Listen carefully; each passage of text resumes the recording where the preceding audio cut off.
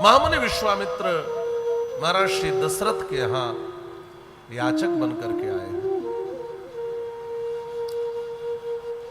और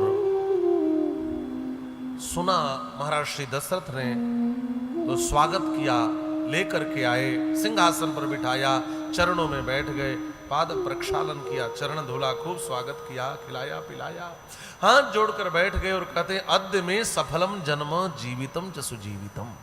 आज मेरा जन्म लेना सफल हो गया।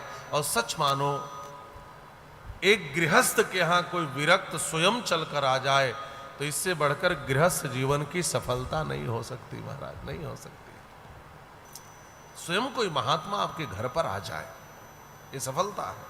आज मेरा जन्म लेना सार्थक हो गया। महाराज आप आज्ञा करो, मैं आपकी कौन सी सेवा करूं।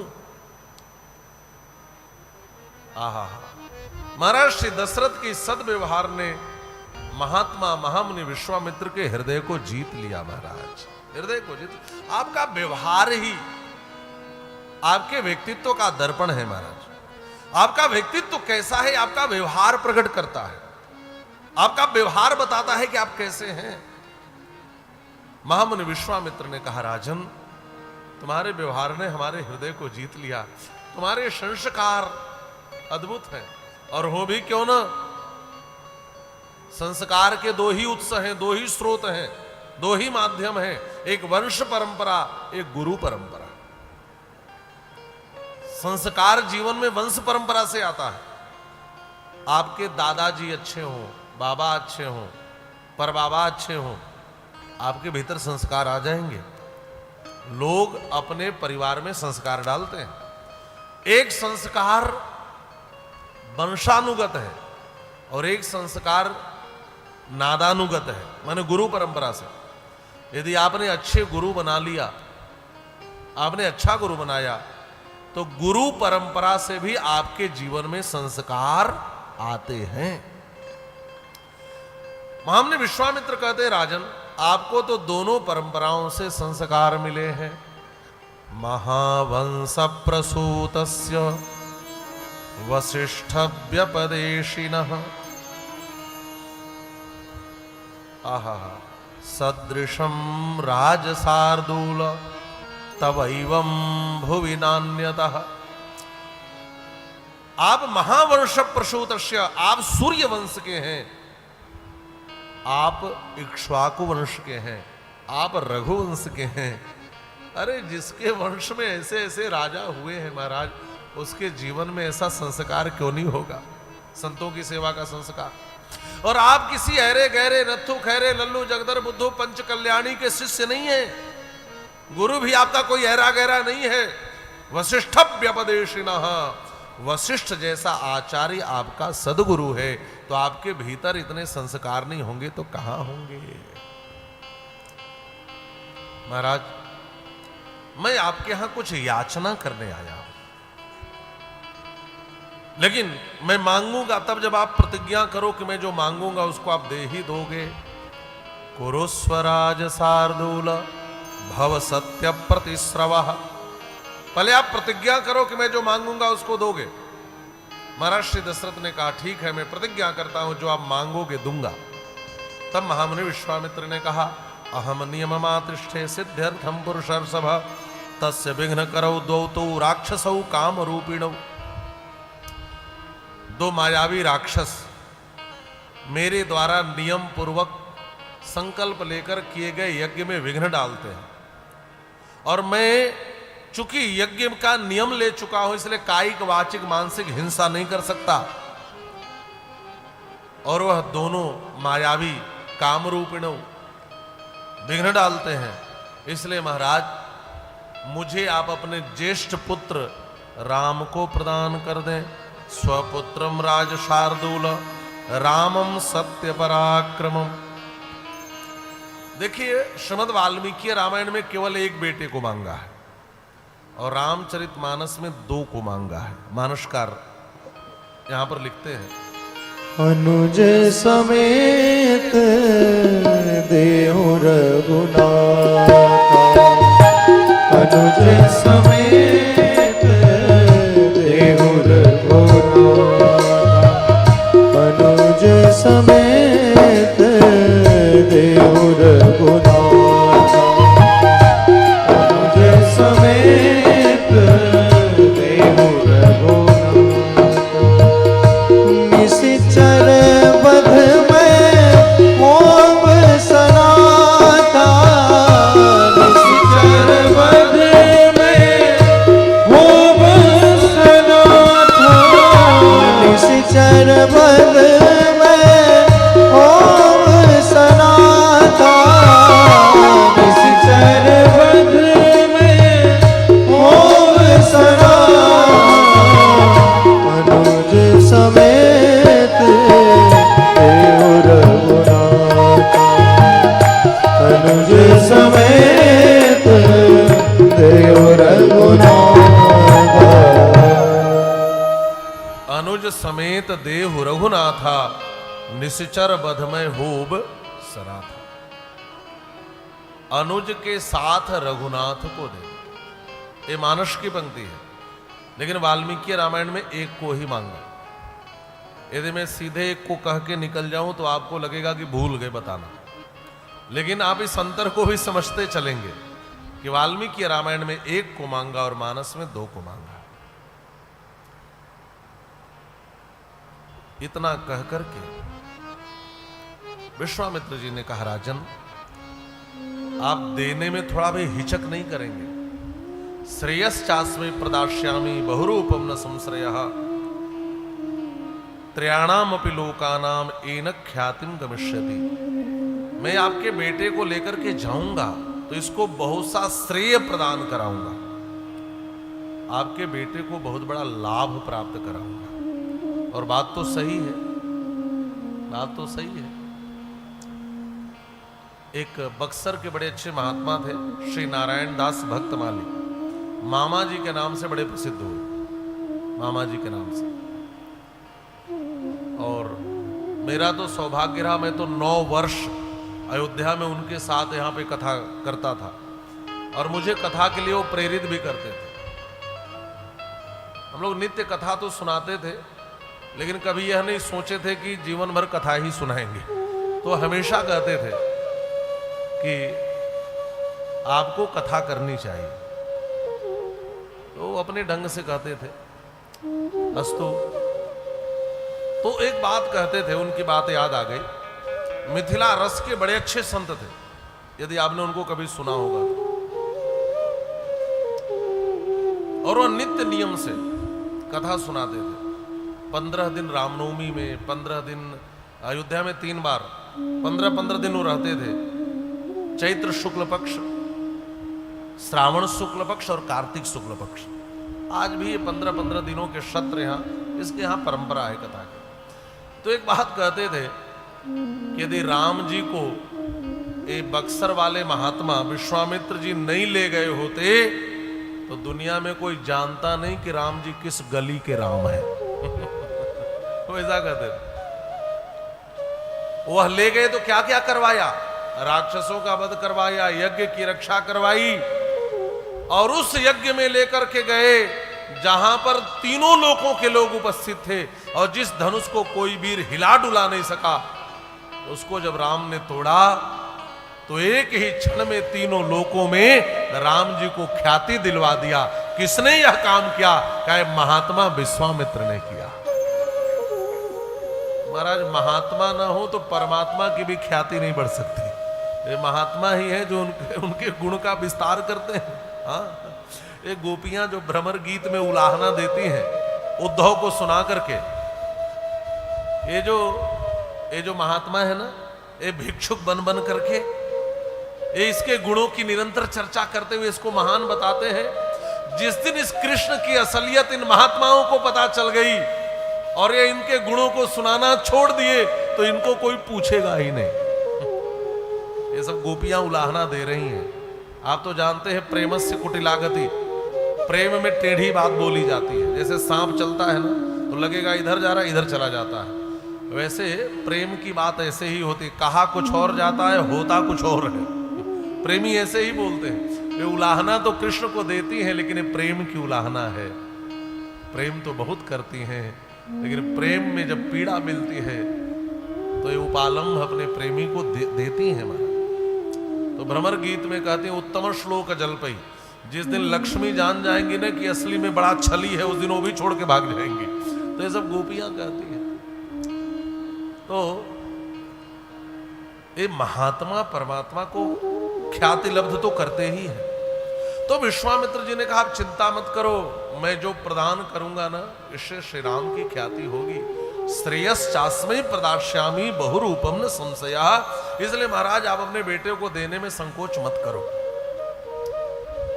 लेकिन महाराज दशरथ ने कल्पना नहीं की थी कि कोई मेरे राम को मांग लेगा। बड़ा प्रेम करते हैं अपने राम से महाराज। देखा मांग करके तो थर थर कांप रहे थे। देखना कभी कोई बहुत कसमकस में हो तो पसीने छूटते हैं, उसका चेहरा उड़ जाता है। यही स्थिति महाराज दशरथ की हो गई, कांप रहे हैं, बोल ही नहीं पा रहे हैं कुछ। जब इस स्थिति में देखा, हृदय कंप मुख दुति कुमलानी, सुनी राजा अति अप्रिय बानी, हृदय कंप मुख दुति कुमलानी। इस बात को सुनकर ही कांप गए, चेहरे की कांति चली गई, मुंह लटक गया, बोल नहीं पा रहे हैं, हाथ जोड़ लिए। विश्वामित्र जी ने कहा राजन, राजन सुनो, आप अपने बेटे को साधारण समझते हो क्या? अरे आपका राम ईश्वर है, मैं जानता हूं। अहम वेद्मि महात्मानं रामं सत्य पराक्रमं वसिष्ठोपि महातेजा एचे में तपसि स्थिताः। यहां राम महात्मा हैं। अहम वेद में मैं जानता हूं कि आपके राम महात्मा है। यहां महात्मा का अर्थ है परमात्मा। महः सर्व पूजनीय आत्मा स्वरूपम समहात्मा, अथवा महानाम सर्व पूज्यानाम आत्मानम नियंता समहात्मा। जो सभी महान आत्माओं को नियंत्रित करे वह महात्मा माने भगवान, अथवा जो महत लोगों के द्वारा पूजनीय होता है उस परमात्मा को भी महात्मा कहा जाता है। तो यहां महात्मा शब्द का जो प्रयोग है, इस महात्मा का अर्थ है परमात्मा। अहम वेद्मि महात्मानम रामं सत्य पराक्रमम। मामुनि विश्वामित्र ने कहा महाराज आपके पुत्र जो राम है ना वह परमात्मा है, और मेरे ऊपर विश्वास न हो तो गुरु के वचन पर तो विश्वास होगा ना। अरे मुझे छोड़ो, वशिष्ठोपि महातेजा, उस महान तेजस्वी वशिष्ठ जी से पूछ लो, अपने गुरु जी से, कि आपका बेटा भगवान है कि नहीं। मैं जानता हूं। और सुनो, और जानना चाहो तो एचे में तपस्वी स्थिताः, ये जितने तपस्या में स्थित माने जितने तपस्वी बैठे हैं इस अयोध्या में, इन सबसे पूछ लो, राम परमात्मा है। इसलिए आप घबराओ मत कि राक्षस इनका कुछ बिगाड़ लेंगे या कुछ हो जाएगा, डरो मत, आप मुझे राम को दे दो।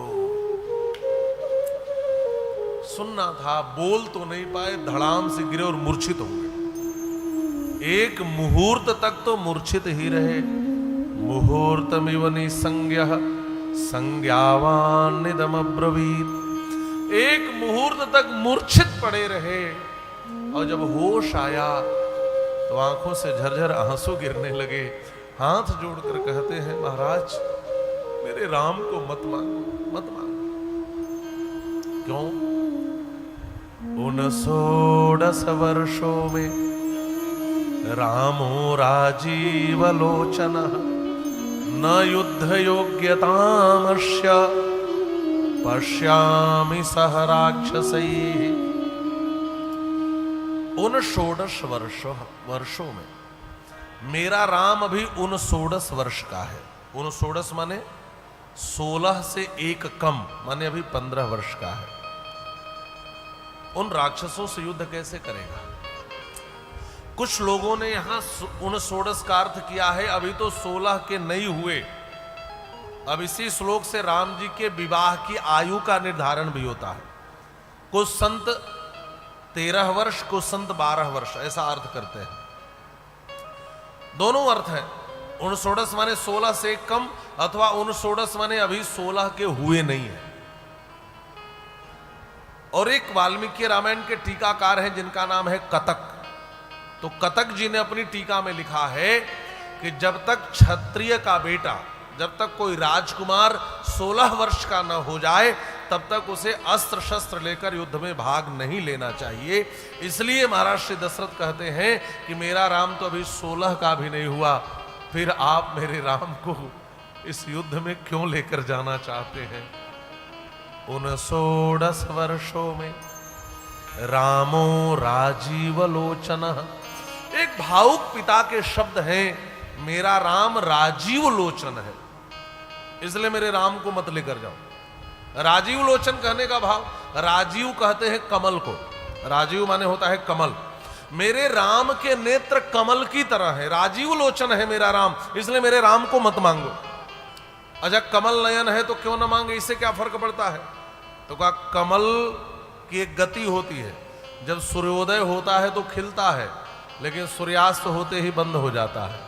तो मेरे राम की आंख भी कमल की तरह है, जैसे सूर्यास्त होगा मेरा राम आंख बंद करके सो जाएगा, अभी तो बालक है, और ये सो जाएगा।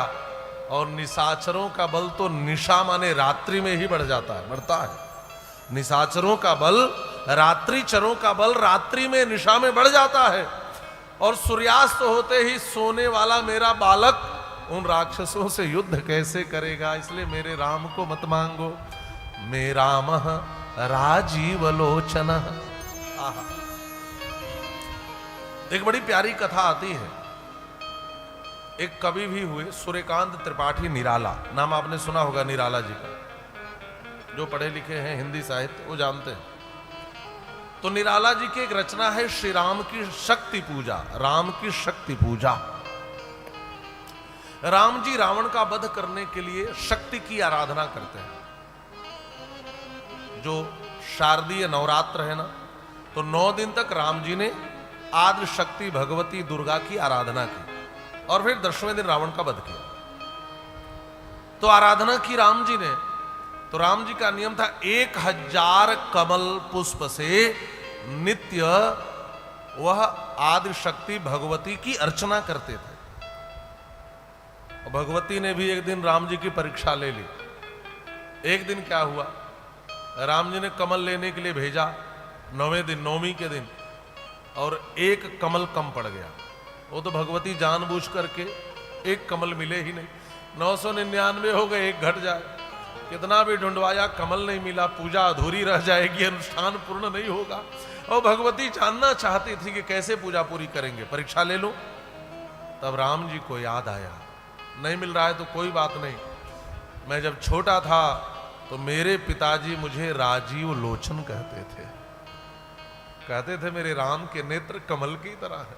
मेरी मैया मुझे कमल नयन कहती थी, मेरे पिताजी मुझे राजीव लोचन कहते थे, मेरे नेत्र भी कमल की तरह हैं। 999 हो गया, एक घट रहा है, तो मैं अपने इस नेत्र कमल को ही इस भगवती को अर्पित कर दूंगा, पूजा अधूरी नहीं रहेगी। इतना कहकर जैसे ही बाण उठाया है नेत्र निकालने के लिए, भगवती प्रकट होकर श्री राम के हाथों को पकड़ लेती है और कहते हैं जाओ विजय को प्राप्त करोगे। और राम जी ने विजयादशमी को विजय प्राप्त करे। मैं राम राजीव लोचन, महाराज श्री दशरथ कहते हैं मेरा राम राजीव लोचन है। और जैसे कमल का फूल बंद हो जाता है वैसे शाम होते सोने लगेगा।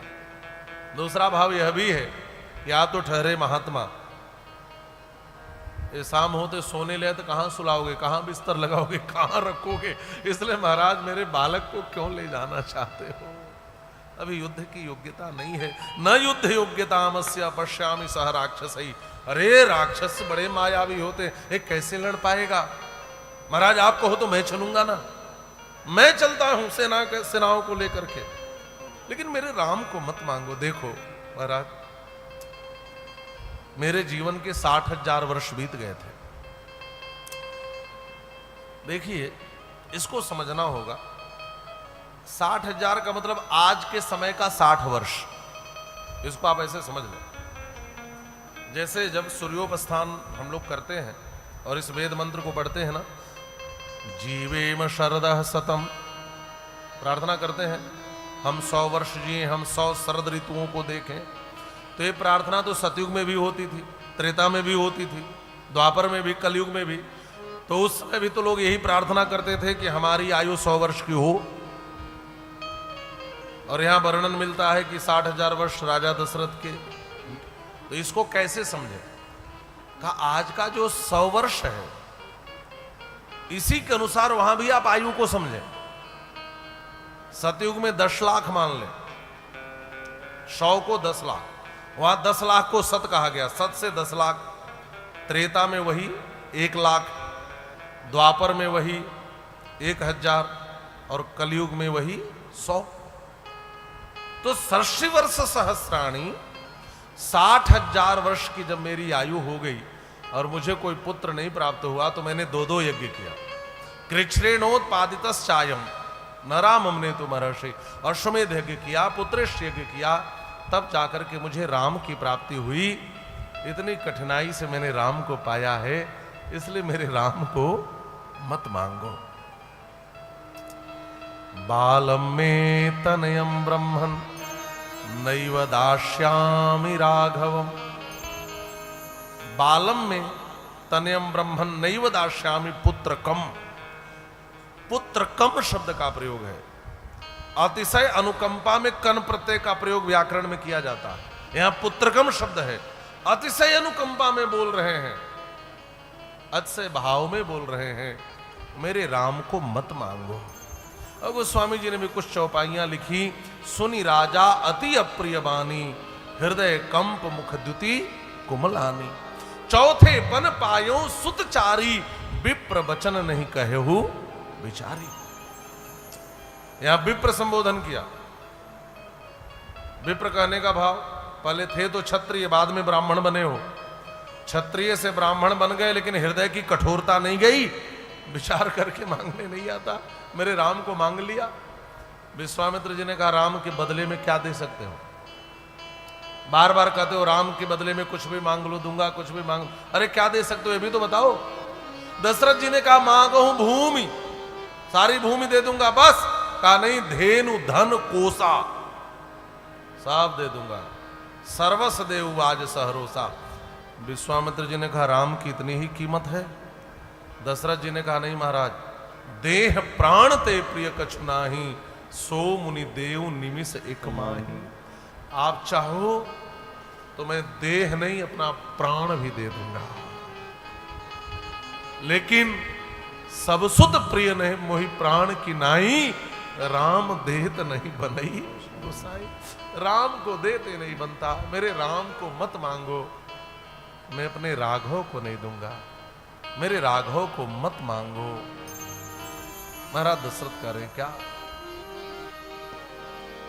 राघव को मैं न दूंगा, राघव को मैं न दूंगा, मुनिनाथ मरते मरते, मुनिनाथ मरते मरते, राघव को मैं न दूंगा, राघव को मैं न दूंगा, मुनिनाथ मरते मरते, मुनिनाथ मरते मरते,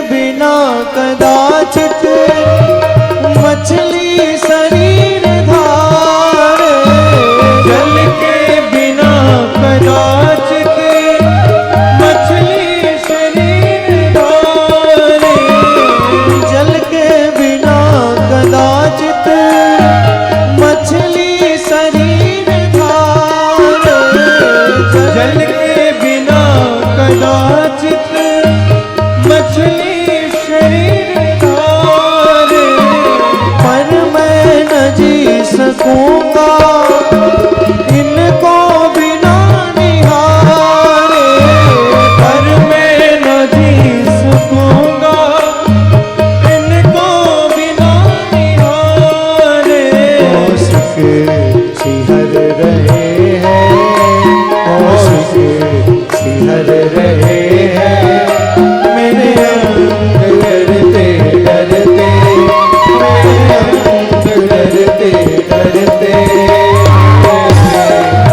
राघव को मैं न दूंगा, राघव को मैं न दूंगा, मुनिनाथ मरते मरते, मुनिनाथ मरते मरते।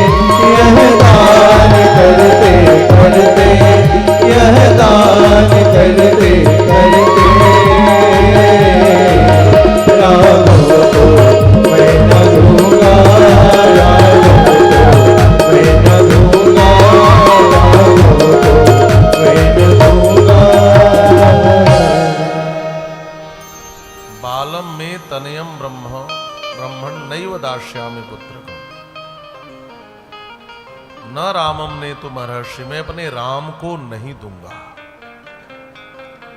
इतना सुनना था कि क्रोध की एक रेखा विश्वामित्र जी के चेहरे पर दिखाई दी।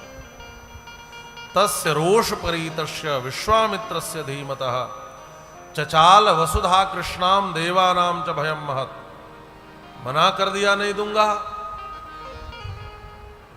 थोड़ी धीरे से भ्रिकुटी थोड़ी सी टेढ़ी की विश्वामित्र जी ने, और अभी थोड़ा ही चेहरे पर क्रोध आया कि महर्षि वाल्मीकि लिखते हैं चचाल वसुधा कृष्णाम देवानाम च भयम महत।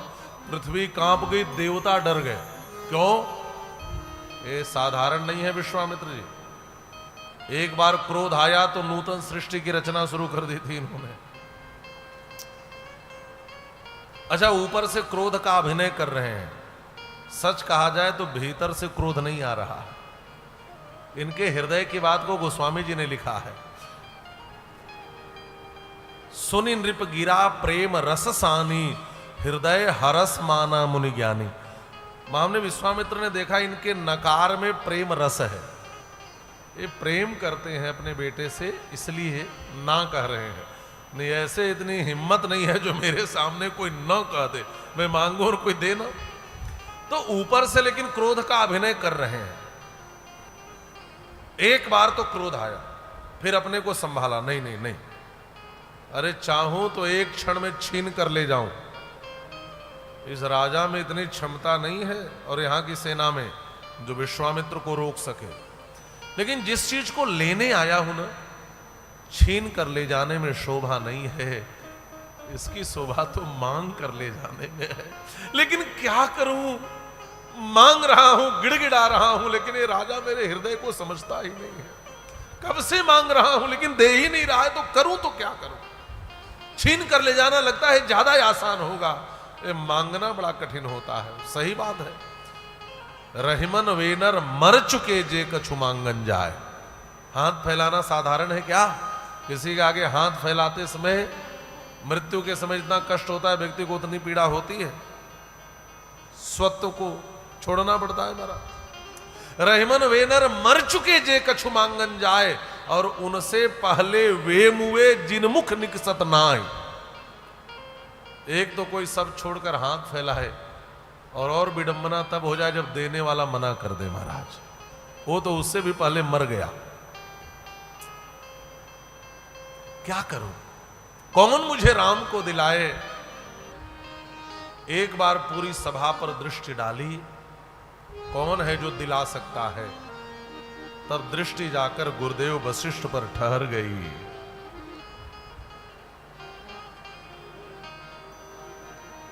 मन ही मन प्रार्थना करने लगे, नेत्र बंद हो गए, खुलकर नहीं, कोई देख सके समझ सके नहीं, नेत्र बंद कर लिया। भीतर भीतर इन दोनों महात्माओं में बात हो गई।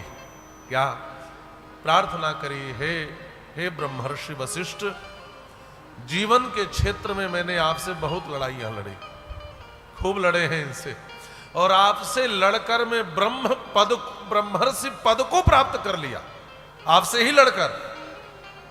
लेकिन ब्रह्मर्षि पद को पा लिया, लेकिन ब्रह्म के पद से अभी भी दूर हूं। राम जी तो ब्रह्म है ना, राम ब्रह्म परमार्थ रूपा। आज कृपा करो, मुझे इस राम को दिला दो।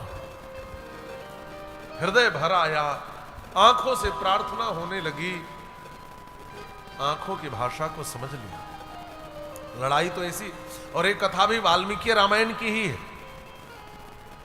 आगे चलकर के शतानंद जी इस कथा को राम जी को सुनाएंगे मिथिला में, लेकिन मैं अभी ही 2 मिनट में सुना देता हूं, ताकि कल का भार थोड़ा कम भी रहेगा। कल भगवान के विवाह के उस मंगलमय प्रसंग में हम लोग प्रवेश करेंगे। तो श्री विश्वामित्र जी पहले राजा थे, अक्षौणी सेना को लेकर के जा रहे थे रास्ते से। वहीं पास में वशिष्ठ जी का तपोवन था, जिस वन में वशिष्ठ जी रहते थे। वशिष्ठ जी को सूचना मिली राजा इधर से गुजर रहे हैं, तो उन्होंने आतिथ्य सत्कार किया।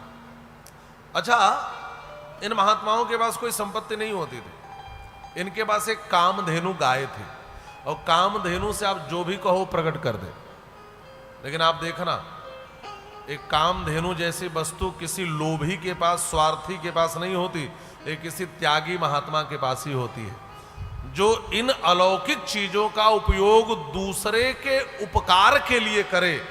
ऐसे त्यागी लोगों के पास ही ऐसी वस्तुएं होती हैं। चाहे ऋषि जमदग्नि हो, भगवान परशुराम के पिता, उनके पास भी कामधेनु थी, जिसको सहस्त्रबाहु ने छीन लिया था मार करके। और वशिष्ठ जी के पास भी कामधेनु थी। उस कामधेनु से जो कहा उसने सब प्रकट कर दिया। भक्ष भोज्य ले हिचोस से पदार्थ, जो आज्ञा देते हो पूरा कर देती। राजा विश्वामित्र ने कहा, गाय मेरे पास होती तो मेरा तो सब काम बन जाता, जो मांगो दे देती है। तो धीरे से कहा, महाराज एक बात बताओ, आप इस गाय का करते क्या हो? तो वशिष्ठ जी ने कहा, देखो हम महात्माओं का काम गाय के बिना चल ही नहीं सकता। पंचामृत चाहिए तो गाय, पंचगव्य चाहिए तो गाय, दूध दही घी गोबर सब तो गाय ही देती है। अतो मूलाह क्रिया सर्वाह, हम जितनी क्रिया करते सबके मूल में गाय ही तो है। अच्छा, तो दूध दही गोबर के लिए गाय रखे हो? तो महाराज इस एक गाय के बदले गवाम 100 सहस्रेण दियताम शबलाम, मैं इस एक गाय के बदले 100 सहस्र 100,000 गाय आपको दे रहा हूं। इस एक गाय को दे दो, आपको तो केवल यही गोबर गोदूध गोघृत यही सब चाहिए, तो 100 सहस्र गाय 100,000 गाय रख लो और इस एक गाय को मुझे दे दो। वशिष्ठ जी समझ गए, ओहो इस राजा की दृष्टि तो मेरी गाय पे आ गई। तो देखो राजन, ज्यादा तर्क वितर्क और विलाप प्रलाप का कोई मतलब नहीं है।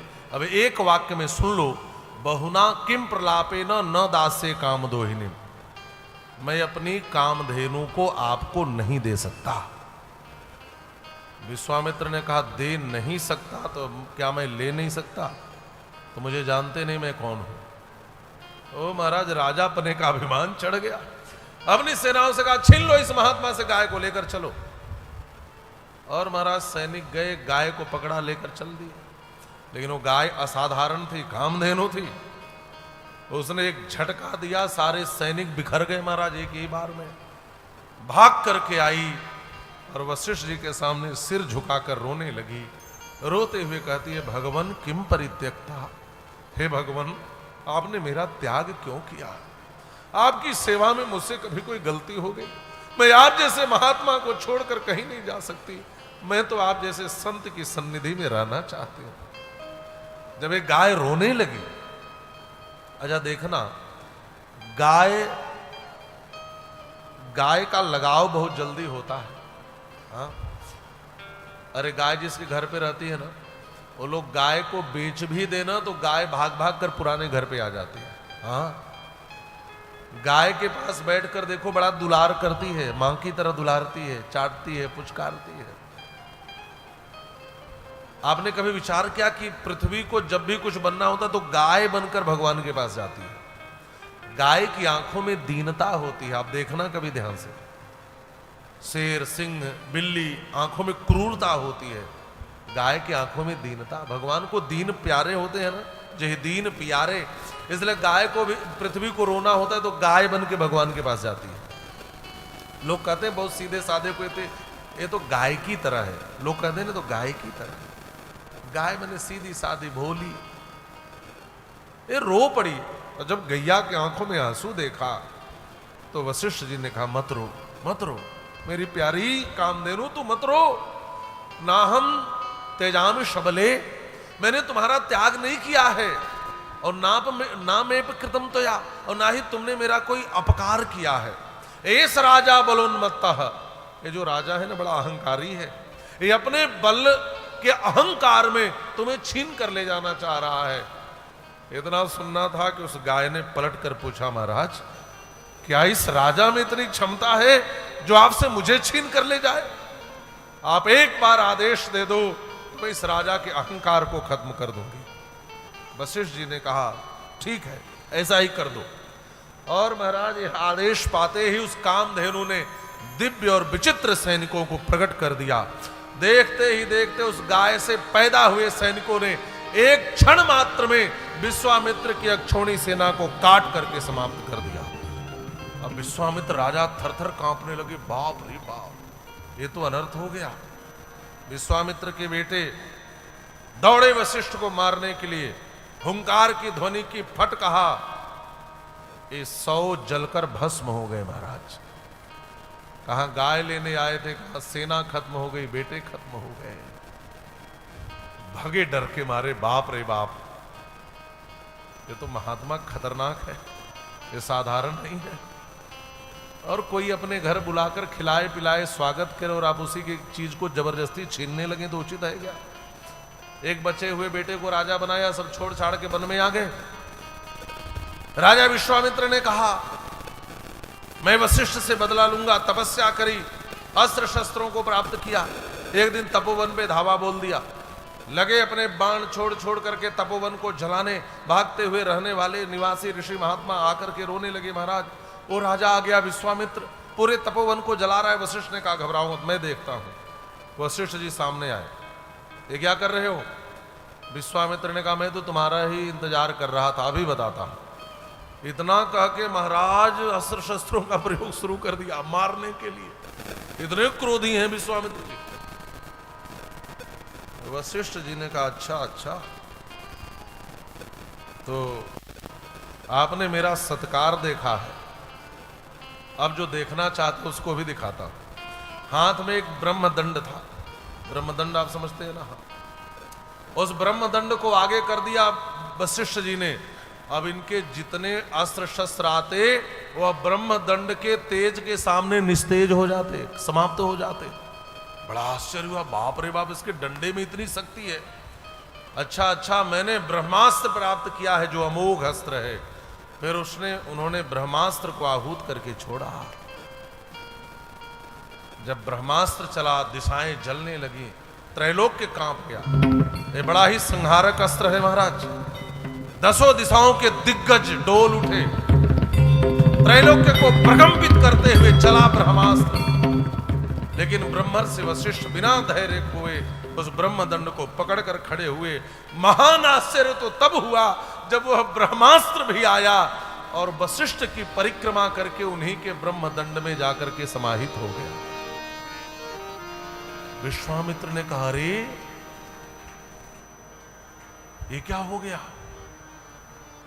इसका मतलब इस ऋषि के बल के सामने मेरा बल कुछ भी नहीं है। अरे देखो तो, इसके एक डंडे ने मेरे सारे अस्त्र को खत्म कर दिया, यहां तक कि ब्रह्मास्त्र को भी। इसका मतलब इसके पीछे जो शक्ति काम कर रही है वह शक्ति है ब्राह्मण होने की शक्ति। दिग्बलम क्षत्रिय बलम ब्रह्म तेजो बलम बलम एकेन ब्रह्मदंडेन सर्वास्त्राणि हतानि में। दिग्बलम क्षत्रिय बलम, मेरे छात्र बल को धिक्कार है, धिक्कार है। यदि बल है तो ब्राह्मण का बल ही बल है। मेरे सारे अस्त्रों को एकेन ब्रह्मदंडेन सर्वास्त्राणि हतानि में, एक ब्रह्मदंड से मेरे सारे शस्त्र को इसने नष्ट कर दिया। अब मैं भी ब्राह्मण बनूंगा, फिर लड़ूंगा इनसे। पहले मैं ब्राह्मण बनूंगा, तब बराबर की लड़ाई होगी। अब विश्वामित्र जी ब्राह्मण बनने के लिए तप करने लगे। और ये कथा बड़ी लंबी है, इसी के बीच में बड़ी बड़ी कथाएं आती हैं। सुना सेब की भी कथा आती है। बीच में घृताची नाम की अप्सरा भी आई, मेनका जिसका नाम है। उसने तपस्या भंग भी की, शकुंतला पैदा भी हुई, बाद में दुष्यंत से विवाह हुआ। अच्छा, तपस्या भंग हुई, व्यवधान बहुत आए, लेकिन महात्मा छोड़े नहीं महाराज, अड़िग रहे। ब्रह्मा जी आए, हे ऋषि उठो, कहा ऋषि नहीं ब्रह्मर्षि कहो। फिर तब किया, हे महर्षि उठो, कहा महर्षि नहीं ब्रह्मर्षि कहो। एक बीच में ऐसी भी कथा आती है, अयोध्या के सिंहासन पर एक राजा बैठे जिनका नाम था त्रिशंकु। त्रिशंकु के मन में एक कामना आई कि मैं इसी शरीर से स्वर्ग चला जाऊं। गुरुदेव वशिष्ठ के पास गए, महाराज एक ऐसा यज्ञ करवा दो सशरीर स्वर्ग काम यज्ञ कि मैं इसी शरीर से स्वर्ग चला जाऊं। ब्रह्मर्षि वशिष्ठ ने कहा, राजन जो अयोध्या के सिंहासन पर बैठता है स्वर्ग ही जाते हैं, लेकिन यह हठ, यह अनुचित तो कार्य तो मैं नहीं कराऊंगा, इसी शरीर से जाना। इनको पता चला कि विश्वामित्र का झगड़ा वशिष्ठ से है, तो उन्होंने सोचा इस झगड़े का लाभ उठाओ। समाज में बहुत से लोग होते हैं जो दो के झगड़े का लाभ उठाते हैं और जाकर विश्वामित्र से कहते एक ऐसा काम है जो वशिष्ठ नहीं कर पाए। अब विश्वामित्र के कान खड़े हो गए, कौन सा काम? कहा मुझे इस शरीर से स्वर्ग भेजने का काम। विश्वामित्र ने कहा जो वशिष्ठ नहीं कर सकते वो मैं कर सकता हूं, क्योंकि मैं वशिष्ठ से महान हूं। ये तो घमंड था इनको कि दुनिया मुझे वशिष्ठ से श्रेष्ठ समझे। यज्ञ का आयोजन किया, कोई देवता ही भाग लेने नहीं आया। कहा राजन चिंता मत करो, मैं तुम्हें अपने तपस्या के बल से स्वर्ग भेजूंगा। और संकल्प किया मेरे इतने वर्ष की तपस्या का फल यह हो कि राजा इसी शरीर से स्वर्ग चला जाए। और जैसे संकल्प करके जल छोड़ा, राजा त्रिशंकु स्वर्ग पहुंच गए। इंद्र ने कहा अरे गुरु की बात न मानने वाला तो स्वर्ग का अधिकारी कैसे हो गया? अनुचित कामना रखने वाला तो स्वर्ग का अधिकारी कैसे हो गया? तो स्वर्ग में नहीं रह सकता। धक्का मार दिया इंद्र ने, कहा जा नीचे। अब त्रिशंकु उधर से गिरने लगे। पुकारा, विश्वामित्र जी बचाओ बचाओ, यहां तो धक्का दे के भगा दिया।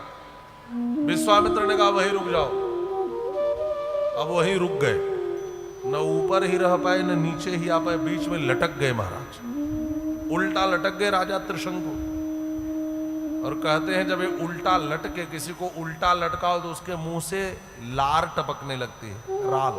किसी को भी उल्टा कर दो लार निकलती है। तो इनके लार से एक नदी बन गई, उसका नाम है कर्मनाशा।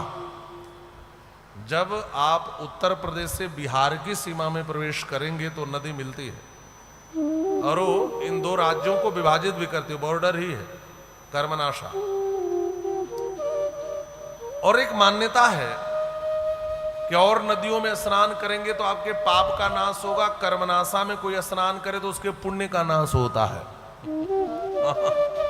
इसलिए पहले काशी के विद्वान कर्मनाशा पार करके उधर नहीं जाते थे। अच्छा, ये होता है कि नहीं मुझे नहीं पता, लेकिन मैं इतना जरूर कहूंगा कि कर्मनाशा में स्नान करने से पुण्य का नाश होता है कि नहीं, लेकिन जिसका आचरण त्रिशंकु की तरह होगा उसके पुण्य का नाश तो हो ही जाता है।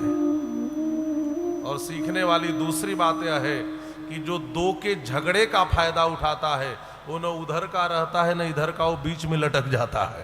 इसलिए कभी समाज में किसी के झगड़े का फायदा मत उठाना, नहीं किधर के भी नहीं रहोगे, उल्टा लटक गए।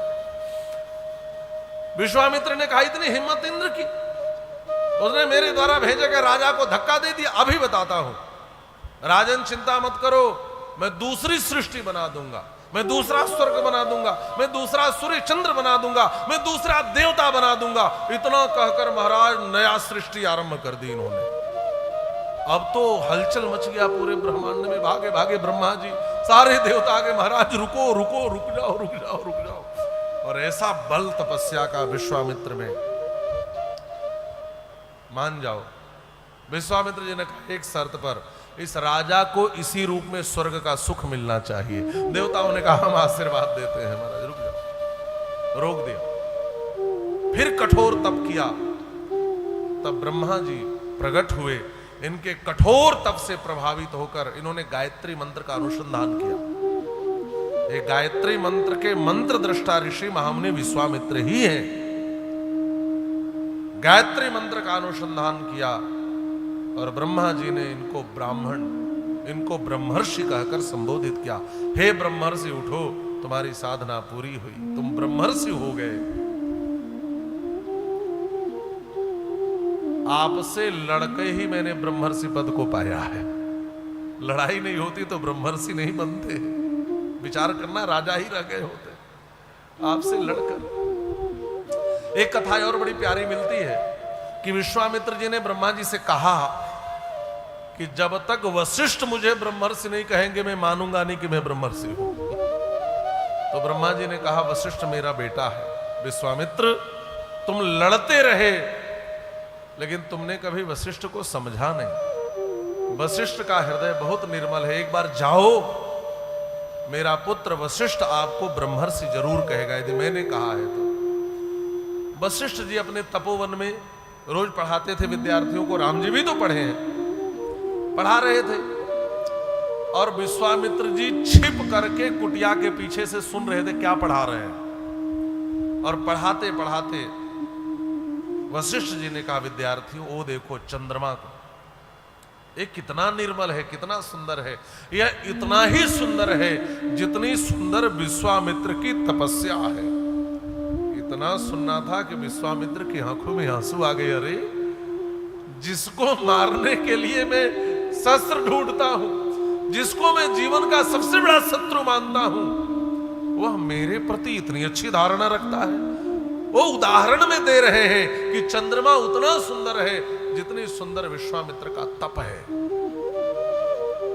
विश्वामित्र दौड़े और दौड़ करके और पास में आ गए तो वशिष्ठ जी ने कहा सुनो,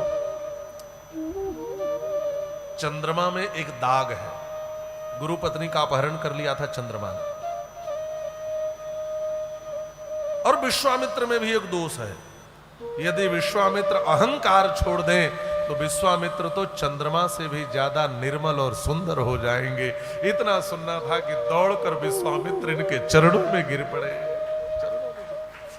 वशिष्ठ ने उठाया और कहा, हे ब्रह्मर्षि उठो, तुम्हारा स्थान यहां नहीं यहां पर है, और उठाकर हृदय से लगा लिया। दोनों के नेत्र छलक आए। आज फिर से भीतर से रो पड़े विश्वामित्र इस सभा में बैठे बैठे। हे वशिष्ठ जी, आपसे लड़कर मैं ब्रह्मर्षि पद को पा लिया, लेकिन सामने खड़े राम रूपी ब्रह्म के पद से अभी भी मैं दूर हूं। मुझ पर कृपा कर दो, मुझे राम को दिला दो, मुझे राम को दिला दो। और जो वशिष्ठ जी कभी एक कामधेनु को नहीं दे पाए थे, आज करोड़ों कामधेनु से बढ़कर भगवान को दिलाना हुआ तो खड़े हो गए महाराज, खड़े हो गए। खड़े होकर वशिष्ठ जी ने कहा, राजन इधर आओ। क्या कह रहे हो? न रामम ने तुम रहसी नैव दास्यामि पुत्रकम। आप कह रहे हो मैं राम को नहीं दूंगा, मैं राम को नहीं छोड़ सकता। मैं कह रहा हूं महाराज, आप प्रतिज्ञा को नहीं छोड़ सकते। आप भूल गए, रघुकुल रीति सदा चली आई, प्राण जाई पर वचन न जाए। आपने वचन दिया है राम को देने का। न रामम ने तुम अर्हसि, मैं कहता हूं न प्रतिज्ञा महा तुम इच्छसि। आप प्रतिज्ञा नहीं छोड़ सकते राजन। और एक बात सुनो महाराज, आपको क्या लग रहा है? राक्षसों से डरकर मांगने आए हैं, इसका मतलब आप विश्वामित्र को जानते नहीं। एसो स्त्रान विविधान वेत्ति त्रैलोक्य सचराचरे नैन मन्य पुमान वेत्ति न च वेत्स्यन्ति केचन। इनको जितना अस्त्र शस्त्र का ज्ञान है उतना चराचर में किसी को है ही नहीं। मैं जानता हूं इनका ज्ञान कितना महान है। इसलिए राजा ने डर करके नहीं आए हैं, ये चाहते हैं कि अब जो इतिहास लिखा जाए उस इतिहास में इनका नाम नहीं राम का नाम दर्ज हो। इस महात्मा की यह ख्वाहिश है राजन। ये चाहते हैं कि इसका श्रेय आपके राम को मिले। और सुनो महाराज, यदि राम इनके साथ चले गए तो राम राम बन जाएंगे। जाने दो, मैं इनको जानता हूं। भाई कोई तो गारंटी लेने वाला चाहिए। मैं जानता हूं कि ये कौन है, मुझसे बढ़कर इनको कोई जान नहीं सकता। इसलिए राजन दे दो, दे दो। बहुत प्रकार से वशिष्ठ जी ने समझा दिया। महाराज श्री दशरथ को मानसकार भी यहां पर लिख रहे हैं। तब वशिष्ठ बहुविधि समझावा, तब वशिष्ठ बहुविधि समझावा, तब वशिष्ठ बहुविधि समझावा, तब वशिष्ठ बहुविधि समझावा। संदेह नाश कर पावा, संदेह नाश कर पावा। तब वशिष्ठ बहुविधि समझावा। बहुविधि माने बहुत प्रकार से समझाया। एक बात यह भी समझाई, आपके पास पुत्र नहीं था तो रोते हुए किसके पास आए थे? मेरे पास।